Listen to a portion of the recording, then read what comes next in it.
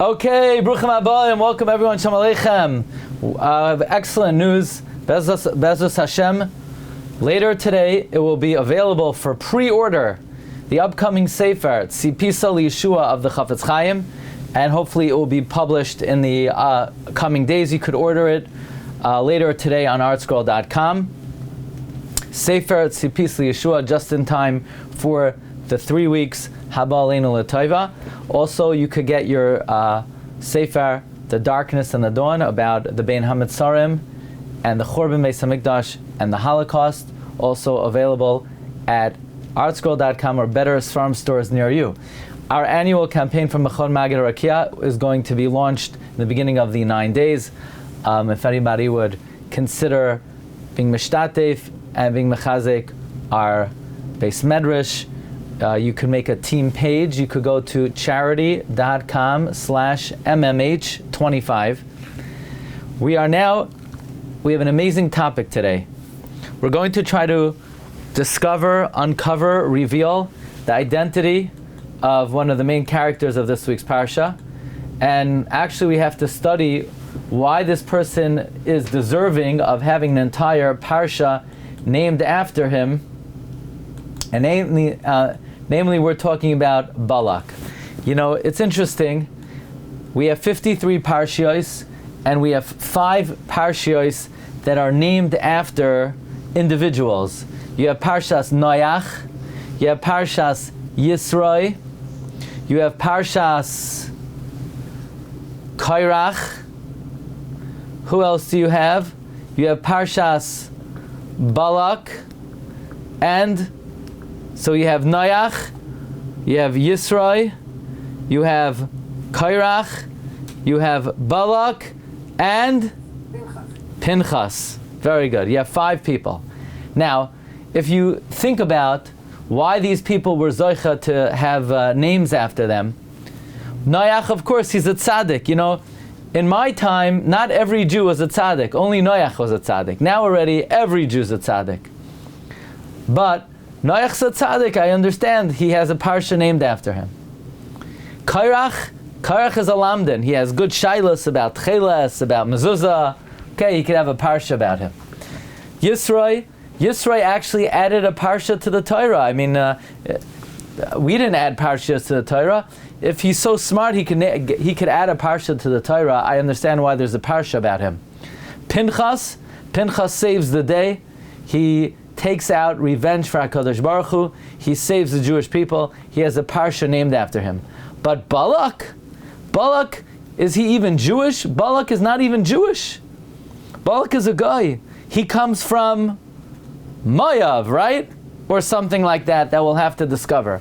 Why does he have a parsha named after him? I mean, once you're naming a parsha after Balak, why don't we have one for Nimrod? You know, why Balak?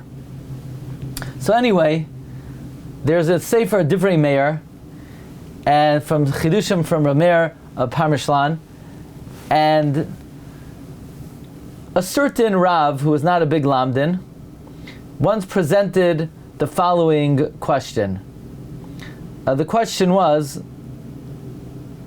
there was a certain Rav, a certain individual who was not God-fearing. He got called up for the first Aliyah instead of the Rav Av Bezdin, who was a bigger lamdan and a bigger baki.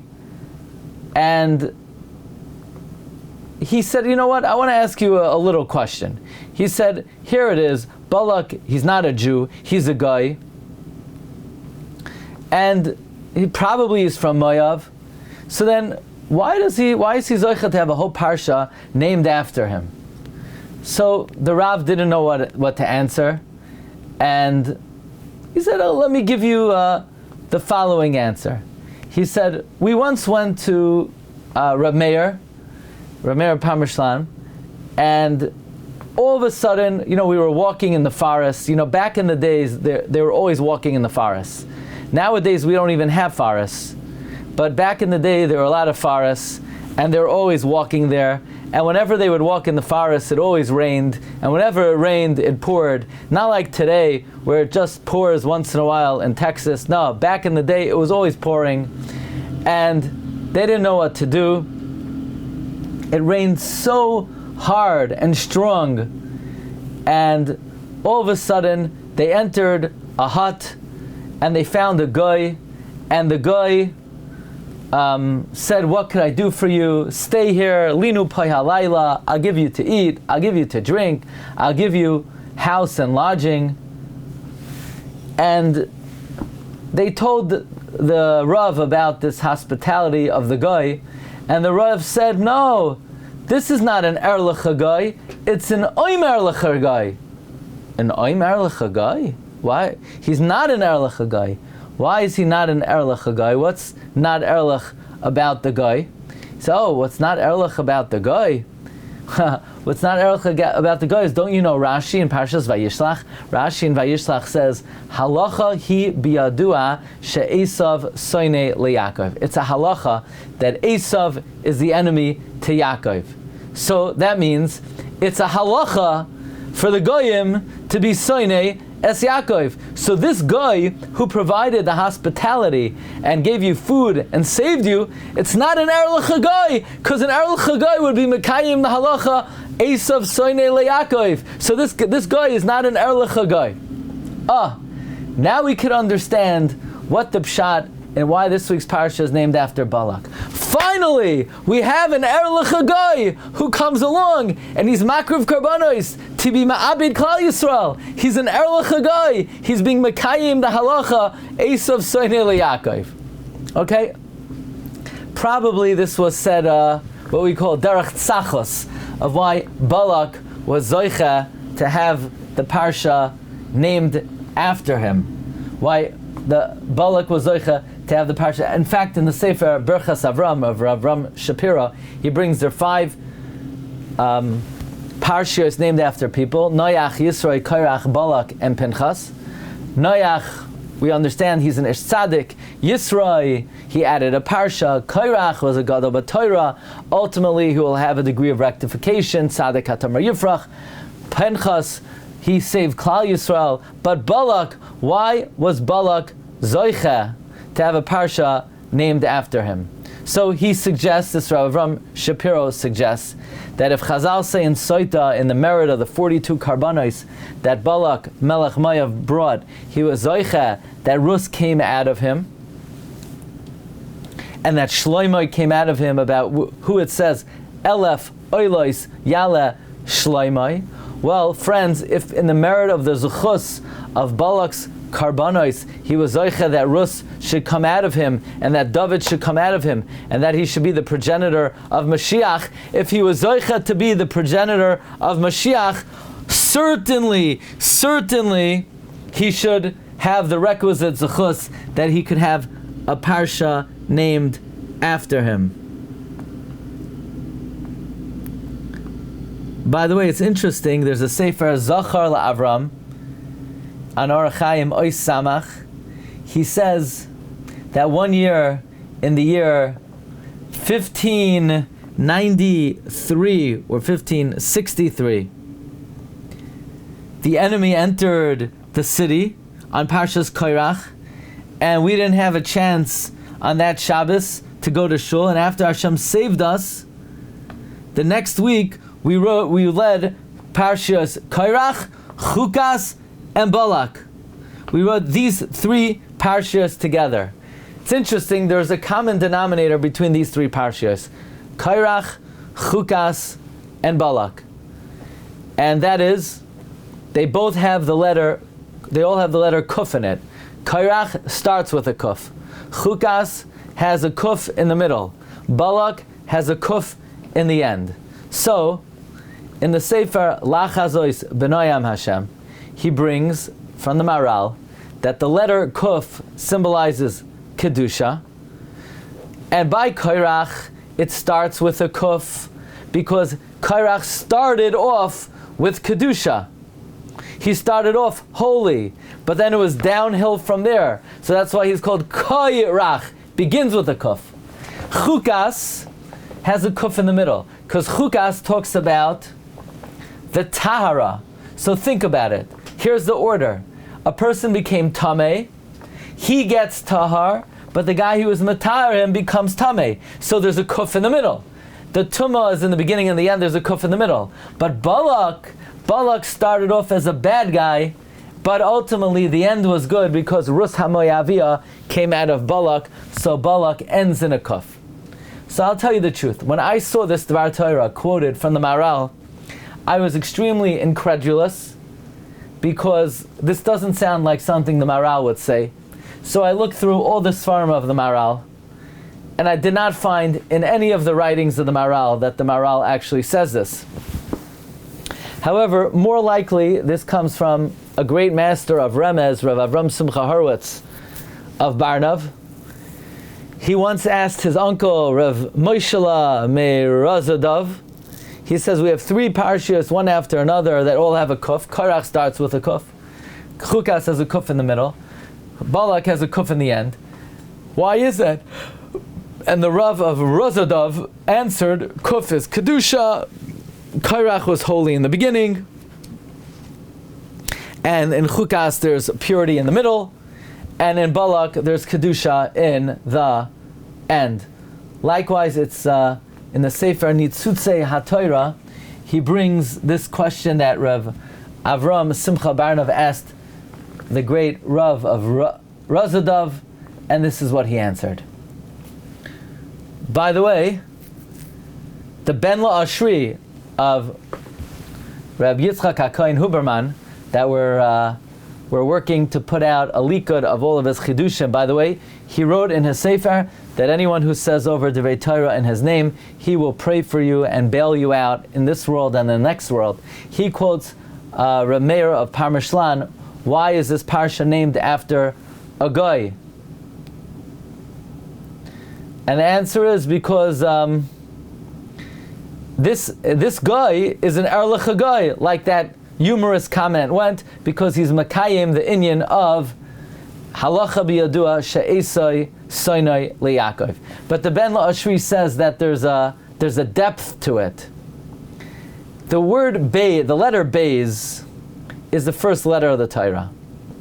Lamed is the last letter of the Torah, right? You know the Torah begins with a bays and ends with a lamed. Kuf, it says in the holiest Rabbi Akiva, is the name of HaKadosh Baruch Hu. The bays is the beginning of the Torah, the kuf is the end of the Torah, and the bays is the beginning of the Torah, the lamed is the end of the Torah, and the kuf is Hashem's name. So, his name was Balak. Why? Bays is the first letter of the Torah, lamed is the last letter of the Torah, and then kuf. Kuf is he's sealing it up. So it's a very holy name.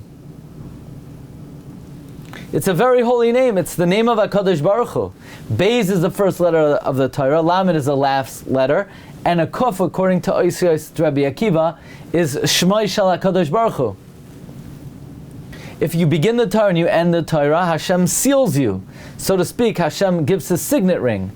But Balak wanted to uproot this. So he said, La koiv oyevai lekachticha. He wants to take the letters Balak, which are Keseder, the Aleph Beis, which show Rachamim and Kedusha. He wants to make it Lakoiv, to make it backward, the Lamed, and then the Kuf. In other words, he wants to separate the Torah. Backward, make the letters instead of Beis and Lamed, Beis, and be mafred it with the Kuf of HaKadosh Baruch Hu. In any event, it seems like the very letters of the name Balak have great significance to it. But here's the $1 million question we're going to come to. This is one of the most amazing questions you ever heard, okay? I'm telling you. The question is as follows. I mean, this is my bread and butter. I'm always talking about this. We always talk about Rus came from Balak, Rus came from Moav, and there's a question, Moavi. So how is Rus kosher? But lo yavai Moavi b'kashem. No, Moavi v'lo Moavis. So this is all assuming Rus came from Balak, who came from Moav. Balak came from Moav? Did he? Vayomer Moav el ziknei Midyan ata yilachachu hakahol es kol sviv oisenu kilchoi chashoyer eis yarek hasadeh Uvalahak ben Sipar melech l'Moav ba'esahi. Balak ben Sipar was the king of Moav at that time. What does it mean at that time? Rashi says, Balak was not Roy for Malchus. He was one of the princes of Midian. But when Sichain died, they appointed Balak as the king of Moav. Balak was a prince of Midian. Balak was a prince of Midian. But when Sichain died, Moav appointed Balak. So if that's the case, if Balak is not from Moav, if Balak is from Midian, then Rus is not from Moav. Rus is from Midian. So what's this whole Megillah? Layavoi Moav v'ayisuhu lahem nashim Moaviyos. What? Shem ha'achas arpa v'shem ha'shenis Rus. What do you mean v'shem ha'shenis Rus? Rus is not a Moaviyah. She comes from Balak. Balak is a Midiani, not a Moavi. Where do we get this whole thing that Ruth comes from Moav? She doesn't come from Moav, she comes from Midian. Look in the Medrash. Balak ben Sipar melech l'Moav ba'esahi. Balak ben Sipar was the king of Moav at that time. The Medrash says in the beginning, Balak was a prince. Like it says, Es Evi, ve'es Rekem, ve'es Tsur, ve'es, the Chameshes. Look in Matos. Ve'es Malchei Midian, Hargo al Chalaleihem, Es Evi, ve'es Rekem, ve'es Tsur, ve'es Chur, ve'es Reva, Chameshes, Malchei Midian, ve'eis Bilam ben Be'oyer, Hargo be'charev. So there are 5 kings of Midian. Evi, Rekem, Tsur, Chur, Reva. Which one of these guys is Balak? Look in the Medrash. The Medrash says Balak ben Sipar melech l'Moav. Originally he was a prince, like it says Evi and Rekem. But when Sichain died, they made Balak the king. Which one of these 5 princes of Midian was Balak? Says the Manos Kahuna. Oyoin v'noira. You know who Balak is? Tsur. Moishel milasho nesiche Midian. Chumash purest Rashi. V'afagav d'chsev b'kra nesiche Sichain b'Yeshua. Says the Manas Kahuna. Even though Balak is not mentioned here, Tsur who Balak? Tsur is Balak. Tsur is Balak? Are you kidding me? That means Kozbi Bas Tsur, who is Mezaneh with who? The Nasi of Shevet Shimon, Shlumiel ben Suri Shaddai. What was his name? Zimri ben Salu was Mezaneh with Kozbi, the daughter of Balak. Balak's the one who gave Kozbi to Zimri ben Salu. Did you know that Zimri was Mezaneh with the daughter of Balak? I didn't realize that. Don't worry, I never met anybody who actually knew that. That the Kozbi Bas Tsur is Kozbi Bas Balak. But this goes to show that Balak was a Midiani, not a Moavi. So if Balak was a Midiani, Rus is a Midiani. So what's all this Torah? Moavi v'loy Moavis, and David's from Moav. David's not from Moav. Rus is not from Moav. What's this? All this business? Moavi v'loy Moavis. Vayisu lehem nashim Moaviyos. They're not Moaviyos. They're Midianiyos. What's going on over here? Rus is not Moavi. She's Midiani. Balak is only Melech Moav ba'is hahi, but he's originally from Midian. So comes the Maharit, Rabbi Yosef Matrani, who lived from 1568 to 1639.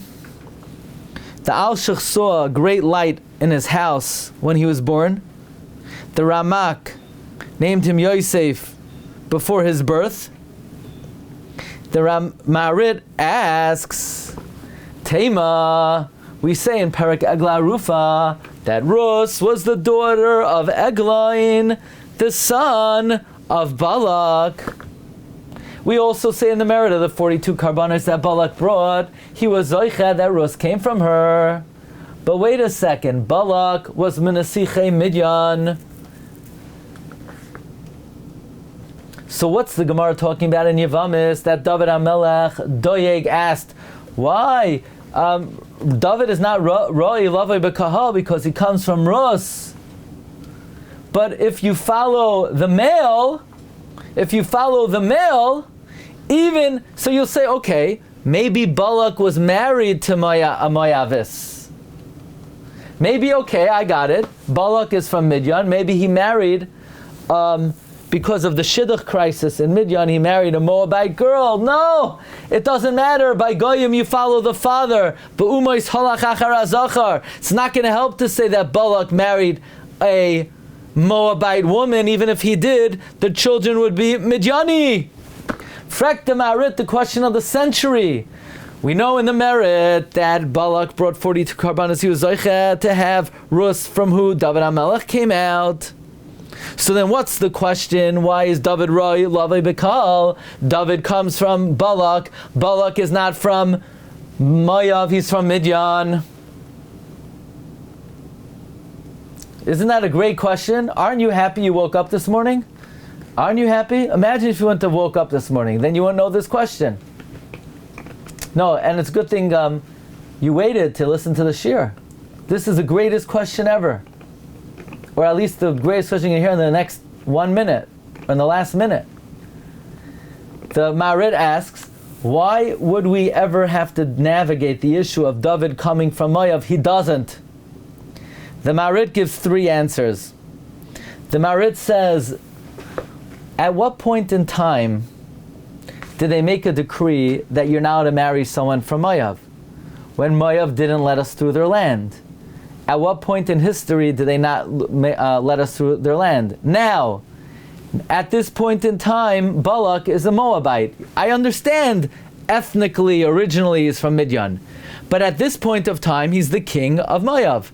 The decree you can't marry someone from Moav was not an absolute decree. It was a historical decree because of what Moav did. And it took place now. And at this point in time, he is the king of the Isser.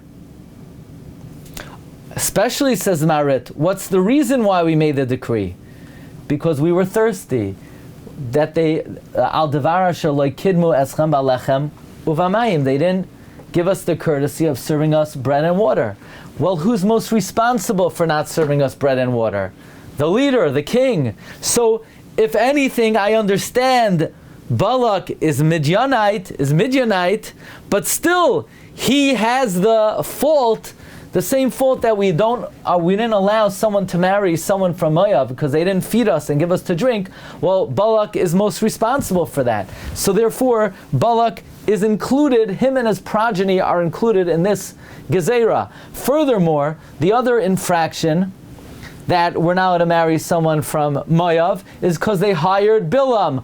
Who hired Bilam? Balak. So even though he's Midianite, the reasons why Moav is also all applied to Balak. Either because the decree went into effect at this point, specifically in history, or it was because they didn't feed us and give us to drink, and Balak is most responsible for that. Or, who hired Balak? Who hired Bilam? Balak. So therefore the progeny of Balak are Asur. Friends, I do want to point out that according to this, it comes out very unusual that something amazing, that David HaMelech does not come from Moav, and Ruth does not come from Moav. They're both Midianite. Why is there a problem with their lineage? Because the same reason why we had to asur people from Moav, we had to asur to Balak and his descendants. Either he was the king at that time, or he's most responsible for not feeding us bread and water, or because he hired Bilam. But according to this, friends, we are not Moabite. Question, raise your hand if you're Moabite. You all need to raise your hand, because almost all Ashkenazic Jews come from David HaMelech. 80% of Ashkenazic Jews come from Rashi, who comes from David HaMelech. I have a tradition, I come from Rashi. But probably so do you. It's not, it's special, but it's symptomatic of being a Jew of Ashkenazic descent.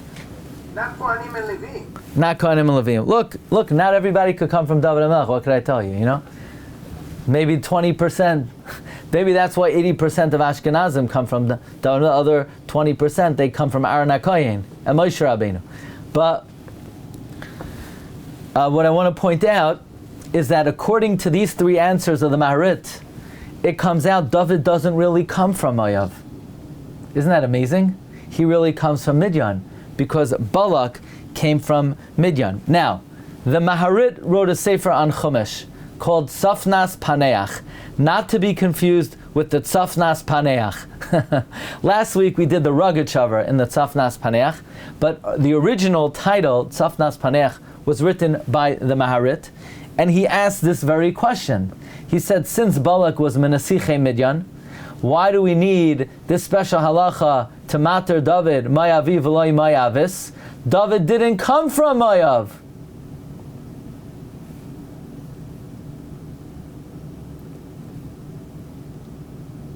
Because David was, think about it.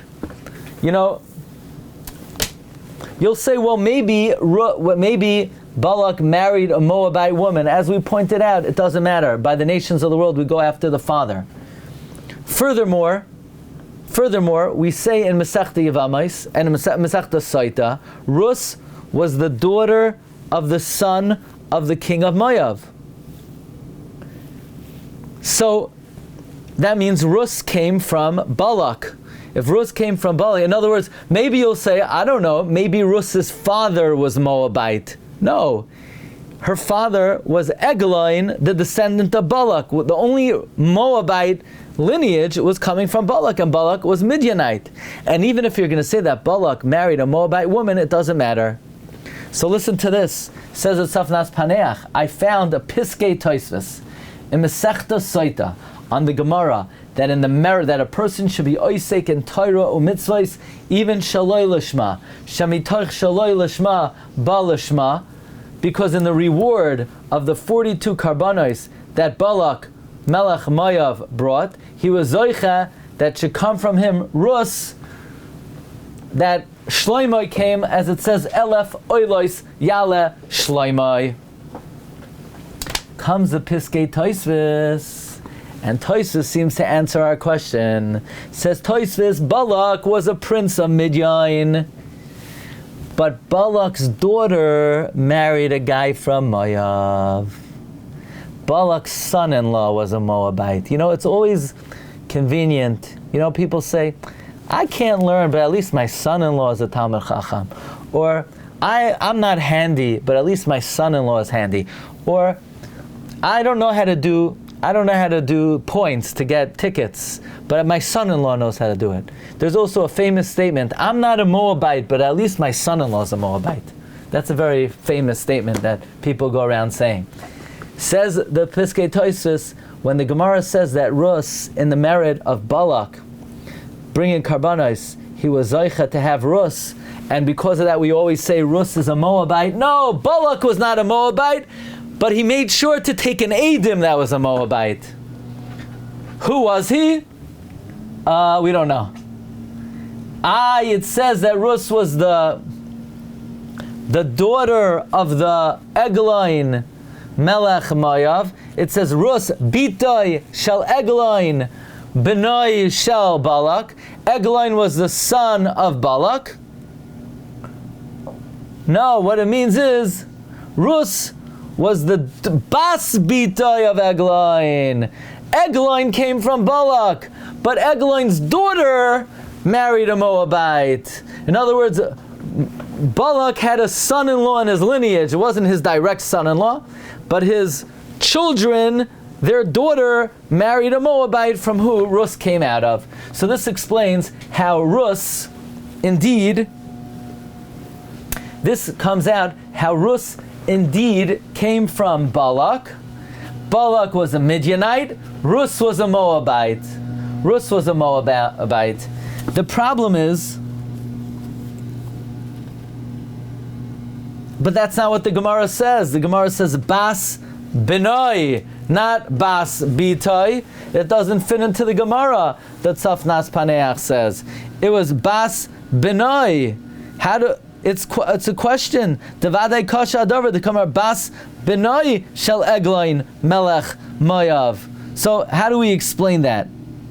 So again, the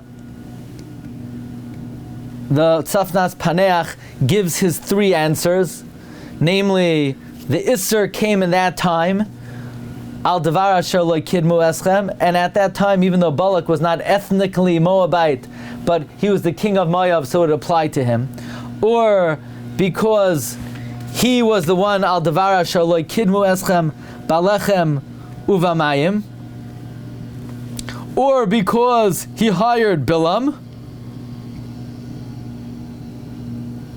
or because he hired Bilam, and because he hired Bilam, he's also usher to marry. His descendants are usher to marry into the Jewish people. Again, what the Tzafnas Paneach is saying then, that even though Ruth is really Midianite, the Isser of Moav would still apply to her. The only thing is, the Tzafnas Paneach ends off with a kasha that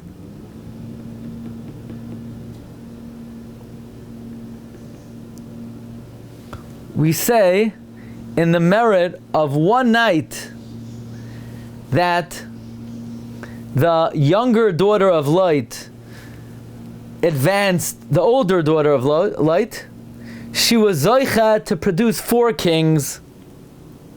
She was Zoicha to produce four kings. The girl, the woman, the daughter of Light that lived with Light, she was Zoicha to produce four kings. Why? Because Ruth came out of her.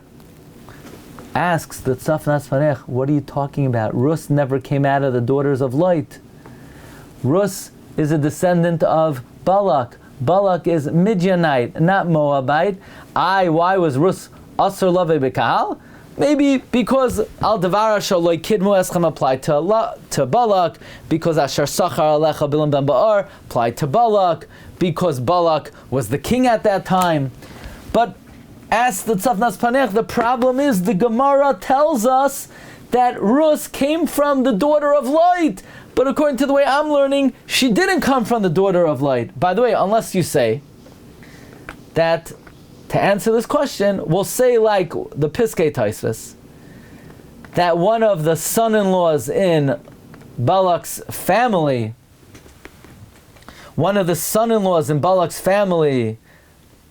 was Moabite. And in fact, Ruth therefore was Moabite. But in terms of why Ruth is Asur, no, Ruth is Asur because of the answers of the Marid. In other words, maybe the Marid will still agree to what the Piskei Tosfos says. Now, so far we have three answers to the question of why is Ruth potentially Asur. She came from Midian, not Moav. All three answers are, even though she came from Midian, not Moav, but at the time of the Isser, Balak was considered the king of Moav, and therefore her descendants were Asur. Or because Al Devar Shaloi Kidmu Eschem applies, or Al Asher Sachar Alecha Bilam Ba'ar applies. I want to share with you two other answers to this question of how does the prohibition of Layavai Mayavi B'Kal Hashem apply to Rus. Number one,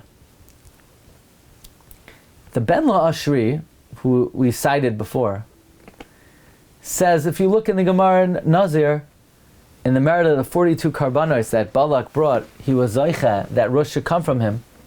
That indicates that Rus was a Moabite and Balak must have been a Moabite. So the question is, but Rashi says he's one of the princes of Midian. How could he have been one of the princes of Midian? Says the Ben La'ashri, just because he's one of the princes of Midian doesn't mean he's not a Moabite. Everybody knows if you want to be a sorcerer, where do you go to be a sorcerer? You got to go to Midian. So just because Balak was a prince in Midian, that doesn't mean he originally came from Midian. He was an ethnic Moabite, but he went to Midian to practice sorcery. Like nowadays, if you want to do sorcery, you go to South Africa. You know, I was once in South Africa. They took me to Soweto, which is like the shanty houses, shanty town. So there, you know, they live in these huts, what do they have already? They have a cot, a pot, but Baruch Hashem, they have a lot of televisions. So they say, how do they get electricity? They cut live telephone wires. Many of them are fried on the spot. They get electrocuted. But if you're zoicha to be moiser nefesh and survive cutting the live electrical wires, then they stick their wires into the electric wires, and if they survive, that's how they're able to have, their basic necessities of a bed, a pot, and multiple televisions. But they took us to a store. In the store, it's a kishuv store. You could get arm bones, crosses, skulls, different ingredients for kishuv and avodah zarah, and ma'oinen, mechashev, menash, all that stuff. Back in the day, if you wanted to be a kishuv macher, you had to go to Midyan. So the Ben La'ashri says, not to answer this question specifically, but nonchalantly, the Ben La'ashri says that we know all the avodah zarah and the kishuv, it all came from Midyan. So Balak originally was a Moabite. He went to Midyan, he went to high school in Midyan and college, and he got his PhD in kishuv. He became a prince of Midyan. Then Moav needed a king, so they called their homegrown talent back to Moav to be the king of Moav. But he wasn't originally a Midianite, like Rashi says, he was the king at that time, but he was really Menasiche Midyan. Okay, he was Menasiche Midyan, but he was fundamentally a Moabite. So that would answer our question. Now the Ruth came from Balak. Balak was a Moabite. Rashi says Ba'esahi, because at that point in time he was a prince in Midyan, despite the fact he was originally a Moabite. I found the Ramban says this explicitly. The Ramban on the pasuk of Ubalak ben Sipar Melech Lamaya Ba'esahi says, I don't know why the pasuk says he was Melech Lamaya Ba'esahi.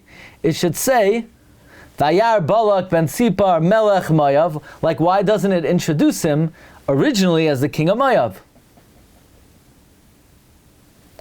Why do we only bring in that he was Melech Moav Ba'esahi? Why isn't this how he's introduced in the very beginning? So Ramban says maybe Balak was a mighty warrior, well known.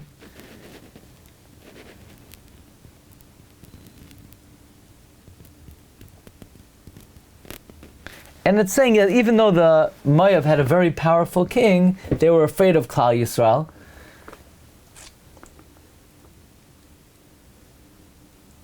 And look in the Ramban. The Ramban says, "V'amar leMoav, v'yahi tam v'yar Balak shoya echad misarei Moav v'gibar chayil," and he's the one who aroused himself. In other words, the Ramban says explicitly that Balak was in fact one of the Sarei Moav. Was one of the Sarei Moav. So this would be another answer to the question. Even though he became a prince of Midyan, but he was originally from Moav. But here's another factor that I haven't seen anyone talk about. It's from the Baal HaTurim, and I would argue that maybe it's even a mistake to think that Balak, I would argue, didn't come from Moav and didn't come from Midyan either. Why? Doesn't the pasuk say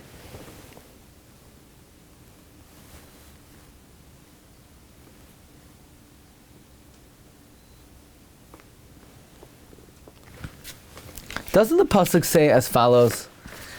Let's take a look back on the sheets. Pasuk says, "Vayishlach malachim el Bilam ben Behar Pisayra asher al hanahar eretz b'nei Amoy lekroi loi." Balak sent a message back to his hometown to Bilam. Eretz b'nei Amoy, Rashi says, shal Balak. Balak was from there. And Bilam told him, hey kid, one day you're going to make it big. You're going to be the king. So we always think, Balak is sending to Bilam in Midyan. Really? Really? Bilam was from Midian? Is that true? Look in the Targum. Ushlach is Gadin Levas Bilam Bar Ba'ar Lifsar. Where is Pesar? Aram. Aram. We know Bilam came from Aram, like Lavan Ho'arami. And it's saying that's where Balak was from. That means Balak was not Midianite. He wasn't Moabite. He was from Aram. In fact, the Balaturim says, I don't have it on this sheet, but I have it on the updated version, that the Balaturim says, listen to what Bilam says back to Balak. Min Aram yanchini Balak. Bilam said, I can't curse them. Why? Because if not for them, I wouldn't be in the world. Because we're from Aram. And when Yitzchak went on the Akedah, Milcah became pregnant. Hine yalda Milcah gamhi. So therefore, I come from Aram. And I have to be grateful to the Jewish people, because if not for them, my great-grandmother never would have given birth. But you're also an ingrate. Because if not for Avraham, you never would have existed, because Avraham saved light. Avraham saved light. So wait a second. Avraham saved light, but Balak doesn't come from light. For sure, Balak doesn't come from light. How does Balak come from light? According to the Marit, Balak was Midianite. According to the Piskei Tosfos, Balak was Midianite, but Ruth was Moabite through Balak's grandson-in-law. But Balak never came from light. So what's the Balaturim saying? You're a Kafoy Toiva because Avraham saved light, but Balak doesn't come from light. Unless Balak comes from light from his mother's side. So he's not really Moabite, but at least he comes from light. So there's still this unusual mystery. Who exactly is Balak?